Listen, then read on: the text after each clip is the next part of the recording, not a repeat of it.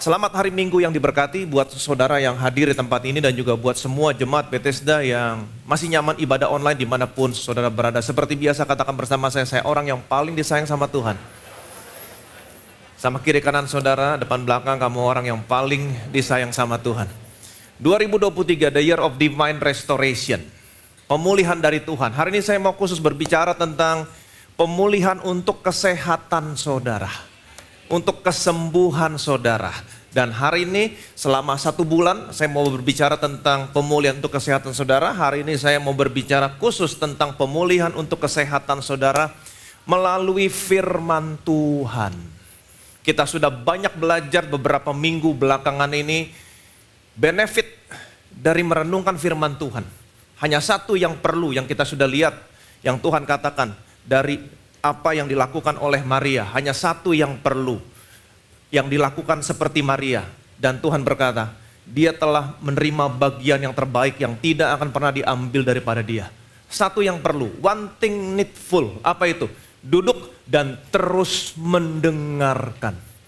Kita sudah sama-sama belajar ketika kamu haus, Tuhan berkata, datang dan minum, maka dari dalam dirimu akan mengalir aliran-aliran air. Ada supply. Kamu memiliki kehidupan yang terhubung dengan supply. Apapun yang kamu butuhkan, disupply. Itu salah satu benefit daripada duduk diam merenungkan firman Tuhan.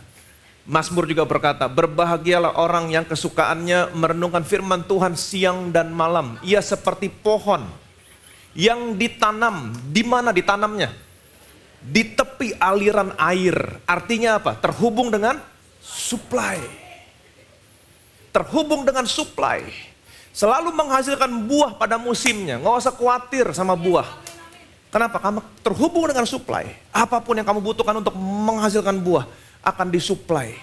Yang tidak layu daunnya. Tidak khawatir musim kering. Yang daunnya selalu hijau. Sudah bisa bayangkan, musim kering, daun hijau bersama-sama. Biasanya musim kering daunnya coklat kering, tapi ini musim kering, daunnya tetap hijau. Kenapa? Karena kamu terhubung dengan supply. Daunnya selalu hijau, tidak pernah layu. Artinya apa? Kamu tetap sehat, kamu tetap kuat. Ada pemulihan untuk kesehatanmu. Dan hari ini saya khusus mau berbicara tentang pemulihan untuk kesehatan melalui firman Tuhan. Terus siap diberkati? Amin. Amsal pasal 4 ayat 20-22. Hai anak-anakku, perhatikanlah perkataanku, arahkanlah telingamu kepada ucapanku. Janganlah semuanya itu menjauh dari matamu, simpanlah itu di lubuk hatimu.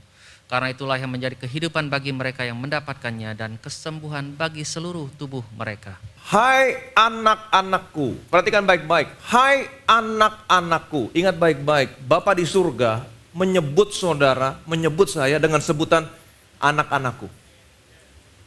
Jadi pesan ini bukan untuk orang dunia, pesan ini untuk anak-anaknya. Pesan ini bukan untuk semua orang, tapi pesan ini untuk anak-anaknya.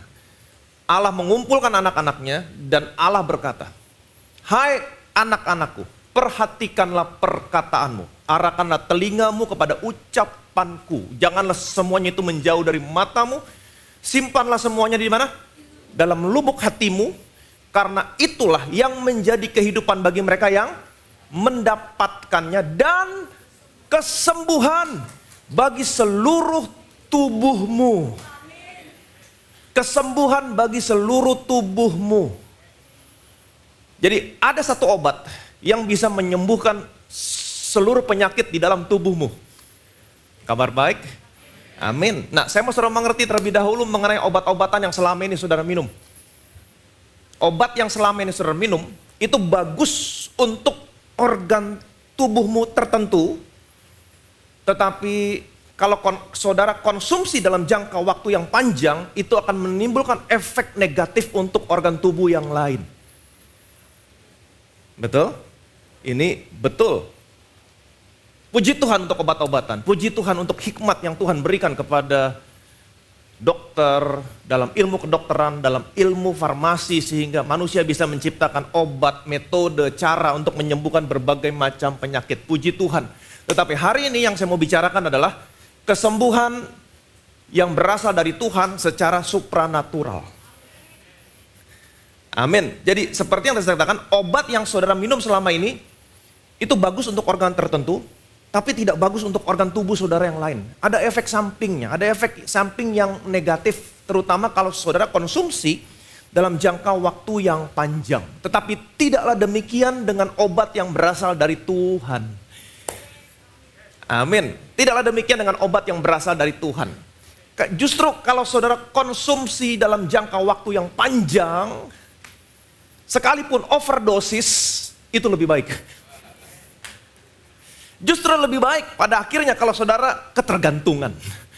Addicted. Kenapa? Karena itulah yang menjadi kehidupan bagi mereka yang mendapatkannya dan kesembuhan bagi seluruh tubuh mereka. Kesembuhan bagi seluruh tubuh mereka. Kata kesembuhan ini di sini dalam bahasa Ibrani terjemahannya adalah marpe, yang artinya adalah obat. Jadi firman Tuhan adalah obat bagi seluruh tubuhmu. Amin. Kalau saudara minum obat, tentunya ada aturannya, betul? Dokter kasih aturannya. Oh, obat harus diminum, nggak boleh dalam keadaan perut kosong. Obat harus diminum setelah makan atau 1 jam setelah makan. Mungkin saudara harus mengkonsumsi obat 2 kali sehari, mungkin 3 kali sehari. Dan dokter juga bilang kalau kamu minum obat ini jangan makan makanan yang ini, yang itu. Karena akan menimbulkan kontraindikasi. Firman Tuhan juga demikian. Ada aturannya. Saudara mau tahu aturannya? Supaya bisa menjadi kesembuhan bagi seluruh tubuhmu. Perhatikan baik-baik. Yang pertama, perhatikan baik. Ini aturannya. Perhatikanlah perkataanku. Give attention to my words. Saudara datang ke gereja, saudara mendengarkan, duduk diam, mendengarkan khotbah. Hari ini, saudara sedang memberikan perhatian kepada firman Tuhan. Give attention to my words. Saudara yang ibadah online di rumah, saudara nyalain YouTube, duduk di depan komputer, di depan handphone. Saudara sedang memberikan perhatian kepada firman Tuhan. Di mobil, saudara pergi ke kantor, putar Spotify, dengerin khotbah. Saudara sesungguhnya sedang memberikan perhatian kepada firman Tuhan. Kalau saudara memberikan perhatian kepada firman Tuhan, Tuhan akan menghargai saudara. Yang pertama, give attention to my word. Yang kedua, arahkanlah telingamu kepada ucapanku. Setiap kali saudara datang ke gereja, Tuhan punya sesuatu yang spesial, pesan yang sangat penting yang Tuhan mau sampaikan sama saudara. Itu sebabnya Tuhan berkata, arahkanlah telingamu kepada ucapanku. Dengan kata lain, berikan waktumu, pastikan telingamu mendengar firmanku. Amin. Jangan mendengarkan apa yang orang lain katakan tentang saudara, tapi dengarkan apa yang Tuhan katakan tentang saudara. Jangan mendengar apa yang dunia katakan tentang keadaan dunia ini, tapi dengarkan apa yang Tuhan katakan tentang saudara, tentang saya. Arahkanlah telingamu kepada ucapanku. Itu yang kedua. Yang ketiga, janganlah semuanya itu menjauh dari matamu. Janganlah semuanya itu menjauh dari matamu. Artinya apa? Berikan waktumu, pastikan matamu membaca firmanku. Jadi sekarang kita sudah tahu, dari ayat ini kita tahu bagaimana caranya Tuhan berkata, hai anak-anakku, perhatikanlah perkataanku. Bagaimana caranya memperhatikan firman Tuhan? Ada 2 caranya. Yang pertama, mendengar firman Tuhan. Yang kedua, membaca firman Tuhan. Perhatikan perkataanku.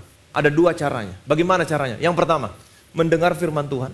Arahkan telingamu kepada ucapanku. Yang kedua, membaca firman Tuhan. Janganlah semuanya itu menjauh dari matamu. Yang ketiga, simpanlah itu di lubuk hatimu. Kenapa disuruh simpan dalam lubuk hatimu? Kita sudah belajar beberapa minggu yang lalu. Kenapa? Karena itu yang akan meluap keluar di mulutmu. Untuk apa? Untuk diperkatakan. Karena hari ini kita hidup berdasarkan roh iman. Apa itu roh iman? Aku percaya, sebab itu aku berkata-kata. Apa yang kamu katakan? Itu meluap dari hati. Simpanlah semua di sana. Untuk apa? Untuk diperkatakan. Waktu kamu perkatakan, kamu melihat manifestasinya. Karena itulah yang menjadi kehidupan bagi mereka yang mendapatkan dan kesembuhan bagi seluruh tubuh mereka. Jadi dengan kata lain Tuhan mau bilang begini, hai anak-anakku. Jadi ini pesan buat saudara, bukan buat orang dunia. Ini pesan untuk anak-anaknya. Allah mengumpulkan anak-anaknya, kemudian Allah berkata, anak-anakku perhatikanlah perkataanku. Bagaimana caranya? Arahkanlah telingamu kepada ucapanku. Artinya apa? Berikan waktumu, pastikan telingamu mendengar firmanku. Janganlah semuanya itu menjauh dari matamu. Bagaimana caranya? Pastikan, berikan waktumu, pastikan matamu membaca firmanku. Amin. Kemudian simpanlah itu semua di mana? Di dalam lubuk hatimu. Untuk apa? Untuk diperkatakan. Karena itulah. Jadi ini aturannya. Perhatikan. Bagaimana caranya? Mendengar, membaca, simpan semua di sini. Karena itulah. Untuk apa disimpan? Untuk diperkatakan. Karena itulah yang akan menjadi kehidupan bagi mereka yang mendapatkannya. Dan obat bagi seluruh tubuhmu. Obat bagi seluruh tubuhmu. Yang percaya boleh bilang amin. Oke, perhatikan baik-baik ayat yang ke-22. Jadi pesan ini untuk siapa? Untuk anak-anaknya. Apa? Untuk anaknya. Tapi perhatikan baik-baik ayat yang ke-22. Karena itulah yang menjadi kehidupan bagi mereka yang mendapatkannya. Karena itulah yang menjadi kesembuhan, kehidupan dan kesembuhan bagi seluruh tubuh mereka, bagi mereka yang mendapatkannya. Jadi saudara harus mencari untuk mendapatkan. Bagaimana caranya? Instruksinya sudah ada. Perhatikan. Bagaimana caranya memperhatikan? Mendengar, membaca, menyimpan. Kamu dapat. Itu yang akan menjadi kehidupan dan kesembuhan bagi seluruh tubuhmu. Amin. Jadi Tuhan menyembunyikan. Saudara harus mencari. Saudara harus mendapatkan. Bagaimana caranya? Sekali lagi. Mendengar, membaca, dan menyimpan. Amin. Ada firman Tuhan begitu berharga. Itu sebabnya kalau saudara masih ingat, kenapa Tuhan Yesus berkata-kata dengan menggunakan perumpamaan kepada bangsa Israel. Kenapa? Untuk menyembunyikan kebenaran dari mereka yang tidak haus dan tidak lapar akan firman Tuhan. Jadi kalau orang nggak haus, nggak lapar firman Tuhan, forget it. Lupakan. Jadi perumpamaan untuk mereka yang haus, yang lapar. Kenapa? Karena ada kebenaran di dalamnya. Begitu berharga. Kenapa? Karena ini obat untuk seluruh tubuhmu. Perhatikan baik-baik. Matius 15. Sebab hati bangsa ini telah menebal dan telinganya berat mendengar. Dan matanya melekat tertutup supaya jangan mereka melihat dengan matanya dan mendengar dengan telinganya dan mengerti dengan hatinya. Lalu berbalik sehingga aku menyembuhkan mereka. Kalau saudara perhatikan baik-baik ayat ini, Tuhan Yesus memperkatakan sesuatu yang negatif tentang bangsa ini. Memperkatakan penghukuman untuk bangsa ini. Tetapi ada sesuatu yang positif yang kita bisa pelajari. Yesus memberitahukan kepada murid-muridnya, kenapa Yesus berkata-kata kepada bangsa Israel dengan menggunakan perumpamaan. Supaya jangan mereka melihat dengan matanya dan mendengar dengan telinganya dan mengerti dengan hatinya. Ingat, tadi Allah berkata, hai anak-anakku, perhatikanlah perkataanku, arahkanlah telingamu kepada ucapanku. Betul? Janganlah semuanya menjauh dari matamu, simpan semua di lubuk hatimu, mengerti, karena itulah yang menjadi kehidupan dan obat kesembuhan bagi seluruh tubuhmu. Tuhan sembunyikan kebenaran kepada bangsa Israel yang tidak haus, yang menolak Yesus. Disembunyikan kebenarannya supaya jangan mereka melihat dengan matanya, jangan mereka mendengar dengan telinga, jangan sampai mereka mengerti dengan hatinya. Kalau sampai, dengan kata lain, kalau sampai mereka melihat, mendengar dan mengerti, no choice, aku harus sembuhkan mereka. Karena Tuhan sudah berkata tadi, perhatikan perkataanku. Arahkan telingamu kepada ucapanku. Jangan semua menjauh dari matamu. Simpan semua dalam lubuk hatimu. Karena itulah yang menjadi kesembuhan. Itu menjadi kesembuhan. Itu sebabnya Tuhan berkata, jangan sampai mereka melihat. Jangan sampai mereka mendengar. Jangan sampai mereka mengerti. Karena kalau sampai mereka mendengar, melihat, mengerti, itu menjadi kesembuhan. Aku berbalik dan menyembuhkan mereka. Tuhan sembunyikan semuanya di dalam Di dalam apa? Perumpamaan. Supaya mereka nggak melihat. Supaya mereka nggak mendengar. Supaya mereka nggak mengerti. Kenapa? Karena hati bangsa itu menebal, telinganya berat mendengar, dan matanya melekat tertutup. Mereka nggak mau percaya. Tapi Alkitab berkata, berbahagialah kamu. Ayat yang ke-16. Tetapi berbahagialah matamu karena kamu melihat dan telingamu karena mendengar. Tetapi berbahagialah matamu karena melihat dan telingamu karena mendengar. Saudara datang ke tempat ini, Alkitab berkata, berbahagialah kamu. Kenapa? Karena matamu hari ini melihat, telingamu hari ini mendengar, dan saya percaya semua yang kamu lihat, kamu dengar, kamu simpan dalam hati, dan itulah yang akan menjadi obat bagi seluruh tubuhmu. Yang percaya boleh bilang amin. Amin. Dan apa yang kita bisa pelajari? Perhatikan baik-baik. Amsal. Hai anak-anakku, perhatikanlah perkataanku. Arahkanlah telingamu kepada ucapanku, janganlah menjauh dari matamu. Berikan perhatian kepada firman Tuhan. Bagaimana caranya? Arahkan telingamu, mendengar. Jangan menjauh dari matamu. Baca firman Tuhan. Simpan dalam lubuk hatimu. Karena itulah yang menjadi kehidupan dan kesembuhan, obat bagi seluruh tubuhmu. Matius berkata, kalau kamu melihat dengan matamu, mendengar dengan telingamu, mengerti dengan hatimu, Allah akan menyembuhkan saudara. Jadi apa yang sesungguhnya saya mau sampaikan sama saudara? Kalau saudara meluangkan waktumu untuk membaca, mendengar, menyimpan dalam hati, kesembuhan akan terjadi dalam hidupmu. Kesembuhan akan terjadi dalam hidupmu. Yang percaya boleh bilang amin. Betapa luar biasanya firman Tuhan. Ini berharga. Buat saudara yang sakit, ini sangat berharga. Buat saudara yang masih sehat, juga ini sangat berharga. Amin. Seperti pohon yang ditanam di tepi aliran air, yang daunnya selalu hijau. Kalau kamu mau percaya, setiap kali kamu baca firman Tuhan, itu seluruh anggota tubuhmu, seluruh sel-sel dalam tubuhmu terus mengalami regenerasi. Kamu selalu muda, selalu baru, selalu sehat. Amin, jangan amin-amin. Perhatikan, luangkan waktumu mulai hari ini. Amin, saya sangat mengasihimu. Tuhan mau hidupmu baik-baik, sehat-sehat dalam segala sesuatu. Itu sebabnya Tuhan mengumpulkan anak-anaknya dan Tuhan berkata, anak-anakku perhatikan perkataanku. Amin. Arahkanlah telingamu kepada ucapanku, janganlah semua menjauh dari matamu, simpan dalam lubuk hatimu.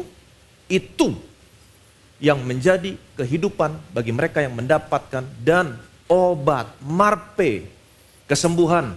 Bagi apa? Bagi seluruh tubuhmu. Betapa pentingnya firman Tuhan. Mungkin saya bertanya, firman Tuhan yang mana Pak? Nah ini penting. Firman Tuhan yang mana? Karena logos itu firman Tuhan secara keseluruhan. Firman Tuhan yang tertulis dalam Alkitabmu itu logos. Kamu butuh rema. Amin. Apa itu rema? Specific word. Firman Tuhan secara khusus. Kalau saudara butuh kesembuhan, firman Tuhan secara khusus tentang kesembuhan. Nah firman Tuhan apa yang mana yang bisa mendatangkan kehidupan dan kesembuhan bagi seluruh tubuhmu? Perhatikan baik-baik. Wahyu pasal 1. Lalu aku berpaling untuk melihat suara yang berbicara kepadaku. Dan setelah aku berpaling, tampaklah kepadaku 7 kaki dian dari emas.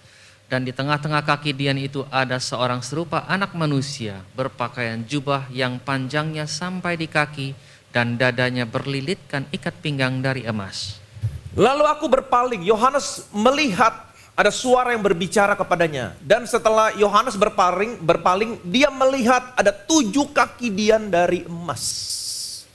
Ada 7 kaki dian dari emas. 7 kaki dian di sini berbicara tentang apa? 7 jemaat, 7 gereja. Jadi kaki dian di sini berbicara tentang gereja. Betul? Kaki dian di sini berbicara tentang gereja. Jadi, dan Alkitab mengatakan di dalam perjanjian lama, Allah memerintahkan Musa untuk membuat kaki dian dari emas murni. Emas murni. Bonggahan emas, batangan emas dibentuk menjadi kaki dian. Bagaimana caranya? Ditempa, dipukul, dibentuk, buatan seorang ahli. dipukul-pukul, ditempa, dibentuk-bentuk. Ini menggambarkan tentang apa? Jadi kaki Dian berbicara tentang gereja. Gereja lahir setelah Yesus dihancurkan. Dia tertikam karena pemberontakan kita. Dia diremukkan karena kejahatan kita. Waktu Yesus mati, gereja lahir. Amin. Dan di tengah-tengah, jadi kaki Dian berbicara tentang gereja. Dan di tengah-tengah kaki Dian itu, di tengah-tengah kaki Dian itu, ada seorang serupa anak manusia. Siapakah dia? Yesus. Yesus ada di tengah-tengah. Dengan kata lain, Yesus harus menjadi pusat, menjadi center di dalam gereja. Gereja bukan tempat untuk memuliakan manusia. Gereja bukan tempat untuk memuliakan pendeta. Tapi gereja adalah tempat untuk memuliakan Yesus. Dan pekerjaan yang sudah dia selesaikan di atas kayu salib. Karena gereja lahir setelah Yesus dihancurkan. Jadi Yesus harus menjadi pusat pembicaraan di dalam gereja. Yesus dan pekerjaan yang sudah dia lakukan di atas kayu salib, itu yang harus menjadi pusat pembicaraan di dalam, itu yang harus dibicarakan di dalam gereja. Amin. Kalau saudara melihat, kalau saudara menyalakan kaki Dian, maka semua sinar, semua terang akan menuju kepada siapa? Kepada Yesus yang ada di tengah-tengah. Dengan kata lain, semua berkat yang saudara terima, semua berkat yang diterima gereja ini, semua kemuliaan, semua pengurapan, semua kesembuhan, semua apapun yang ada dalam gereja, semuanya harus dikembalikan untuk kemuliaan siapa? Kemuliaan Yesus. Bukan untuk kemuliaan manusia, tapi untuk kemuliaan siapa? Kemuliaan Yesus. Jadi gereja harus memuliakan Yesus. Amin. Itu sebabnya yang dibicarakan, yang di dalam gereja, yang dibicarakan dalam gereja hanya satu pribadi. Yesus dan pekerjaan yang sudah dia selesaikan di atas kayu salib. Amin. Yesus berkata kepada jemaat di Efesus, salah satu jemaat dari ketujuh jemaat, jika kamu tidak bertobat, aku akan mengambil kaki Dianmu. Sebelumnya Tuhan berkata, aku tahu segala pekerjaanmu. Jadi mereka hanya mengandalkan pekerjaan mereka. Kalau kamu gak bertobat, aku akan mengambil kaki Dianmu. Kebanyakan orang Kristen berpikir, oh Roh Kudus kita diambil. No. Lihat konteksnya. Apa fungsinya 7 kaki Dian? Apa fungsinya 7 kaki Dian? Allah memerintahkan kepada Musa untuk membuat 7 kaki Dian. Sebagai satu-satunya benda penerangan di dalam bait Allah. Jadi fungsi kaki Dian adalah sebagai benda penerangan. Amin. Memberikan kesaksian kepada dunia. Ketika dunia sedang dalam keadaan yang gelap. Supaya apa? Supaya Yesus dipermuliakan. Jadi kalau gereja tidak pernah mempermuliakan Yesus, kaki Diannya diambil. Artinya apa? Gerejanya redup. Selama gereja mempermuliakan Yesus, gereja pasti diberkati. Amin. Jadi ingat baik-baik. Apa yang dibicarakan di dalam gereja? Hanya Yesus. Dan pekerjaan yang sudah dia selesaikan di atas kayu salib. Perhatikan perkataanku, arahkan telingamu kepada ucapanku, janganlah semuanya menjauh dari matamu, simpan semua dalam lubuk hatimu. Simpan firman Tuhan tentang siapa? Tentang Yesus. Iman timbul dari pendengaran akan firman Kristus. Itulah yang menjadi kehidupan bagimu dan kesembuhan bagi seluruh tubuhmu. Amin. Firman Kristus. Perhatikan baik-baik kalau saudara nggak percaya. Kita lihat. Lukas 5 ayat 15. Tetapi kabar tentang Yesus makin jauh tersiar dan datanglah orang banyak berbondong-bondong kepadanya untuk mendengarkan dia dan untuk disembuhkan dari penyakit mereka. Tetapi kabar tentang Yesus makin jauh tersiar. Jadi di dalam gereja ini harus diberitakan Jesus only. Amin. Dan datanglah orang banyak berbondong-bondong kepadanya untuk mendengarkan dia. Mendengarkan siapa? Yesus. Dan untuk disembuhkan dari penyakit mereka. Kebanyakan orang berpikir, oh orang banyak berbondong-bondong datang sama Yesus hanya untuk disembuhkan. Bukan. Yang pertama kali adalah mereka mendengarkan. Setelah itu mereka disembuhkan. Mendengar terlebih dahulu, baru disembuhkan. Jadi saudara harus lihat, firman Tuhan tidak ada yang bertentangan. Amsal berkata, Perhatikan perkataanku, arahkan telingamu kepada ucapanku. Amin. Jangan semua menjauh dari matamu, simpan dalam lubuk hatimu. Lihat, baca, dengar, percaya. Baru sesudah itu Alkitab berkata, itulah yang menjadi kehidupan dan kesembuhan. Begitu juga pada zaman Yesus, mereka datang untuk apa? Mendengar terlebih dahulu. Baru sesudah itu, mereka yang mendapat, mereka yang mendengar, mereka yang membaca, mereka yang menyimpan dalam hati, Tuhan sembuhkan mereka. Jadi polanya, tolong diperhatikan polanya. Apa yang saya mau sampaikan? Polanya tetap sama. Kalau kita lihat ayat pasal selanjutnya, kumpulan orang yang sama, peristiwa yang berbeda, kumpulan orang yang berbeda. Perhatikan baik-baik. Lalu ia turun dengan mereka dan berhenti pada suatu tempat yang datar. Di situ berkumpul sejumlah besar dari murid-muridnya dan banyak orang lain yang datang dari seluruh Yudea dan dari Yerusalem dan dari daerah pantai Tirus dan Sidon. Mereka datang untuk mendengarkan dia dan untuk disembuhkan dari penyakit mereka. Juga mereka yang dirasuk oleh roh-roh jahat beroleh kesembuhan. Mereka datang untuk, yang pertama untuk mendengarkan dia dan untuk disembuhkan. Saudara bisa lihat polanya? Pertama mendengar, setelah mendengar baru disembuhkan. Jadi jangan datang ke tempat ini kalau saya sudah selesai khotbah dan kemudian minta didoakan untuk disembuhkan. Jangan. Saudara salah polanya. Kebalik. Dulu ada begitu banyak, bukan di tempat ini, dulu. Datang setelah selesai, udah mau selesai khotbah, baru datang. Setelah saya mau pulang, dicegat. Kan kalau duduk begini kan kalau ada datang terlambat kan kelihatan, betul kan? Kelihatan. Oh iya di sana. Pas pulang dicegat, tolong doain. Loh tadi kan terlambat ya datang. Iya, saya datang ke sini cuman mau minta didoain.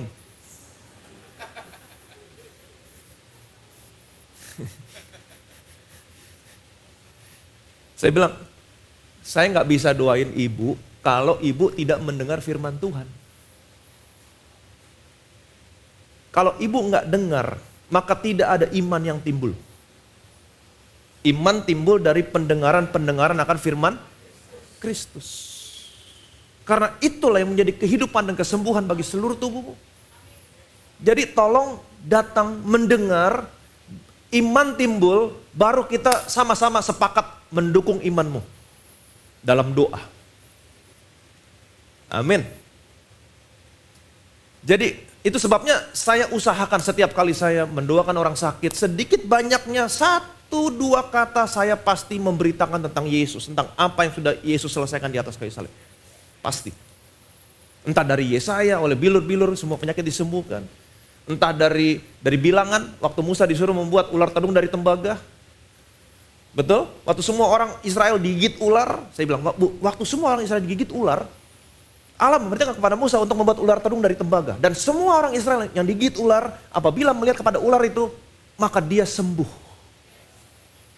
Ibu tahu, ular dari tembaga digantung di atas tiang, menggambarkan tentang siapa? Menggambarkan tentang Yesus yang tergantung di atas kayu salib. Kenapa dia digambarkan sebagai ular? Karena dia menanggung dosamu. Kenapa dia dibuat dari tembaga? Tembaga berbicara penghukuman karena dia sedang bukan hanya menanggung dosamu, tapi dia menanggung semua penghukumanmu termasuk penyakitmu. Kalau saja orang Israel lihat gambarnya saja bisa sembuh. Apalagi hari ini. Ibu melihat yang sesungguhnya. Ibu pasti sembuh. Amin. Dia mendengar firman. Dia menyimpan dalam hati. Iman timbul. Itu yang menjadi kesembuhan. Itu yang menjadi kesembuhan. Itu yang menjadi kehidupan. Amin. Jadi ingat baik-baik polanya. Mendengar, kemudian disembuhkan. Mendengar, disembuhkan. Alkitab konsisten. Arahkan telingamu, jangan menjauh dari matamu, simpan, itu yang menjadi kesembuhan. Berbahagialah orang yang kesukaannya merenungkan firman Tuhan. Betul? Ya seperti pohon yang ditanam tepi aliran air, yang menghasilkan buah pada musimnya, daunnya selalu hijau. Daun selalu hijau apa? Tetap sehat, tetap kuat. Mendengar, merenungkan, baru daunnya tetap hijau. Selalu konsisten. Jadi puji Tuhan. Amin. Saudara hari ini datang duduk mendengar. Simpan semua dalam hatimu. Karena itulah yang menjadi kehidupan kesembuhan bagi seluruh tubuhmu. Jadi firman apa yang memberikan kehidupan kesembuhan bagi seluruh tubuhmu? Apa yang diberitakan di sini? Firman Kristus. Semua tentang Yesus. Alkitab saudara semuanya tentang Yesus. Enggak ada yang lain. Semuanya tulisan di situ semua berbicara tentang Yesus. Dalam perjanjian baru semua berbicara tentang Yesus. Perjanjian lama Yesus disembunyikan dalam gambaran, dalam tokoh, dalam bentuk cerita seperti tadi yang saya katakan ular tedung dari tembaga, itu semua tentang Yesus. Itu yang memberikan kehidupan kesembuhan. Tentang Yesus, tentang apa yang sudah Yesus selesaikan. Itu yang menjadi kehidupan. Itu yang menjadi kesembuhan buat saudara. Amin. Jadi kalau saudara ingin memiliki kehidupan yang sesungguhnya, berjalan dalam kesehatan, kesembuhan, berkat Tuhan, luangkan waktumu, duduk diam, membaca, mendengar firman Kristus. Amin, firman Kristus. Puji Tuhan, di dalam gereja ini tidak ada nama lain yang dibicarakan. Selain daripada nama Yesus dan pekerjaan yang sudah dia selesaikan di atas kayu salib. Amin. Bukan tentang siapapun, bukan tentang saya, bukan tentang siapapun. Ivan hanya alat yang Tuhan pakai untuk membuat matamu melihat Yesus. Telingamu mendengar Yesus, membuat kamu mengerti dan menyimpan semua dalam hatimu. Itu yang menjadi kehidupan. Jadi matamu harus selalu tertuju kepada Yesus. Yesus menjadi pusat, menjadi senter dalam gereja ini. Selalu lihat Yesus. Jangan lihat manusia, jangan lihat saya. Manusia mengecewakan. Amin. Manusia mengecewakan. Nah, banyak orang jemaat yang kecewa nggak mau datang ke gereja. Kenapa? Karena matanya masih melihat horizontal. Betul? Nggak melihat vertikal. Kecewa sama teman di gereja, nggak mau datang ke gereja. Itu kan salah. Kecewa sama manusia, tapi Tuhan yang disalahin. Kecewa sama volunteer, nggak mau lagi datang ke gereja. Artinya mata saudara masih tertuju kepada horizontal. Matamu tertuju kepada Tuhan. Dan saya mau kasih tahu, Tuhan tidak pernah mengecewakan saudara. Amin. Jadi luangkan waktumu setiap hari, duduk, dengar, baca. Pastikan telingamu mendengar firman Tuhan. Pastikan matamu membaca firman Tuhan. Simpan semua dalam lubuk hatimu. Amin. Itu yang menjadi kehidupan kesembuhan. Firman tentang apa? Firman tentang Kristus. Amin. Firman Kristus. Bukan yang lain. Firman Kristus. Apa maksudnya? Semua Alkitabmu berbicara tentang Yesus. Baca perjanjian lama, cari Yesus di dalamnya. Cari Yesus di dalamnya. Abraham contohnya. Abraham, ambillah anakmu yang tunggal yang paling kau kasih. Bawa dia ke Bukit Moria. Persembahkan dia di sana. Keesokan paginya Abraham membawa anaknya. Anaknya memikul kayu bakar di pundaknya, naik ke atas bukit. Ini merupakan gambaran tentang siapa? Yesus memikul kayu salib. Naik ke atas bukit. Bukit Moria merupakan salah satu tempat di mana Yesus disalibkan di sana. Bagiannya, salah satu bagian tempat Yesus disalibkan di sana. Ini semua menggambarkan tentang Yesus. Cari tentang Yesus, renungkan semuanya. Lihat kasih Tuhan, di situ saya bisa melihat kasih Tuhan. Tuhan, aku bersyukur karena kau begitu mengasihi. Engkau memberikan anakku yang tunggal. Hari aku tidak binasa, aku beroleh hidup yang kekal. Waktu kamu melihat, kamu mendapatkan, menyimpan dalam hati. Bang. Tuhan berkata, aku harus menyembuhkan kamu. Jadi saudara jangan main-main. Saudara buka firman Tuhan. Saudara baca. Waktu kamu baca, kamu melihat, kamu mengerti. Sekalipun kamu butuh kesembuhan dan yang kamu baca bukan tentang kesembuhan, tapi kamu mengerti, kamu melihat. Kamu memang gak lihat, tapi janji Tuhan. Itu kehidupan.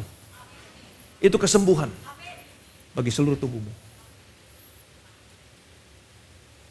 Supaya waktu mereka melihat, mereka mendengar, mereka mengerti, aku harus menyembuhkan mereka. Itu janji Tuhan. Jadi betapa luar biasa firman Tuhan. Firman Kristus, perhatikan firman Kristus. Arahkanlah telingamu mendengar semua firman tentang Tuhan Yesus. Baca semua firman tentang Tuhan Yesus. Simpan dalam lubuk hatimu. Artinya apa? Kamu mendapatkannya. Ketika kamu mendapatkannya, itulah yang menjadi kehidupan dan marpe. Obat. Bagi apa? Bukan hanya untuk sakit kepalamu, bukan. Tapi seluruh tubuhmu. Diberkatilah saudara. Berbahagialah kamu yang melihat hari ini. Berbahagialah kamu yang mendengar hari ini. Simpan semua dalam lubuk hatimu. Amin. Itulah menjadi kehidupan dan kesembuhan bagi seluruh tubuhmu. Saya percaya waktu saudara datang setiap minggu ke tempat ini, semua organ-organ tubuhmu itu regenerasi. Regenerasi. Kamu semakin sehat, semakin kuat. Kamu seperti pohon yang ditanam di tepi aliran air yang menghasilkan buah. Nggak usah pusing. Ada supply untuk bisnismu, ada supply apapun yang kamu butuhkan. Amin. Daunmu selalu hijau. Apa artinya? Kamu tetap sehat, kamu tetap kuat. Umurmu boleh bertambah, tapi kekuatanmu dalam Tuhan tidak pernah berkurang. Yang percaya boleh bilang amin. Betapa kami bersyukur Tuhan. Engkau begitu menjanjikan luar biasa kepada kami. Arahkanlah telinga kami kepada ucapan-Mu. Pastikan kami membaca firman-Mu. Menyimpan semua dalam lubuk hati kami. Untuk diperkatakan. Karena itulah yang menjadi kehidupan bagi kami. Kesembuhan. Obat bagi seluruh tubuh kami. Dan firman-Mu juga mengatakan. Engkau menyembunyikan semua kebenaran-kebenaran melalui perumpamaan kepada bangsa Israel. Supaya mereka jangan melihat. Karena mata mereka telah melekat tertutup. Supaya mereka jangan mendengar. Karena telinga mereka bebal. Hati mereka bebal. Supaya mereka jangan mengerti. Karena ketika mereka melihat, mendengar, mengerti. Engkau harus menyembuhkan mereka. Tetapi berbahagialah anak-anak-Mu di tempat ini Tuhan. Engkau mengumpulkan mereka. Dan Kau berkata, perhatikan, arahkanlah telingamu, mendengar, matamu membaca, simpan dalam lubuk hati. Dan hari ini Tuhan, mereka yang memberikan perhatian, membaca, mendengar, menyimpan dalam lubuk hati, firman-Mu digenapi hari ini. Engkau akan menyembuhkan mereka. Apapun penyakit mereka hari ini disembuhkan Tuhan. Dan kami percaya Tuhan, seluruh organ-organ tubuh, sel-sel dalam tubuh mereka hari ini mengalami regenerasi. Ada pemulihan Tuhan. Untuk kesehatan mereka, pemulihan untuk jantung mereka, pemulihan untuk paru-paru mereka, pemulihan untuk mata mereka, pemulihan untuk darah mereka Tuhan, pemulihan untuk tulang-tulang mereka, pemulihan untuk lever mereka, pemulihan untuk ginjal mereka Tuhan. Hari ini mereka punya organ tubuh yang lebih sehat, lebih kuat. Mereka seperti pohon yang ditanam di tepi aliran air yang tidak khawatir panas terik. Daun mereka selalu hijau dan tidak pernah kering. Umur mereka boleh bertambah, kekuatan mereka dalam Tuhan tidak pernah berkurang. Segala kemuliaan, segala hormat, segala pujian hanya bagi nama Tuhan kita, Yesus Kristus. Semua yang percaya diberkati, sama-sama kita katakan amin.